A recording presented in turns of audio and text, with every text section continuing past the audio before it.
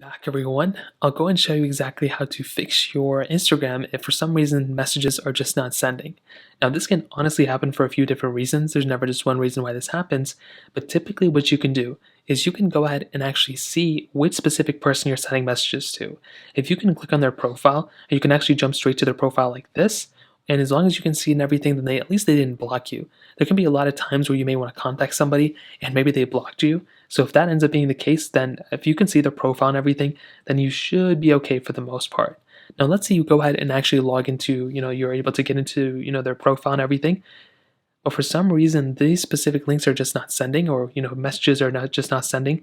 The next thing I recommend doing is to check your Wi-Fi or internet connection. So in the top right, you can see I'm connected to Wi-Fi, but a quick way to check this is to make your way over to applications like the App Store, the Google Play Store, any other app, and see how long it takes you to load, things up. If it takes a long time to load things up and pretty much move on from there, well, that may end up being the problem right there. If for some reason you do it that way and that's just not working, and the App Store isn't loading anything, well then that pretty much means you have a Wi-Fi or internet problem, and you will have to go ahead and be connected to a proper internet connection in order to actually fix this problem. So go through, connect to a proper internet connection, and you should be good to go. Now another thing that can happen constantly is that randomly Instagram can be down. So this is not your fault, it randomly just happens all the time. So what you will probably need to do here is you will need to go ahead and just check the comment section of this video, sort by the latest comments, and see if a lot of people are commenting at the same time. You can also go to websites like downdetector.com or even Twitter and see if people are talking about, Instagram being down.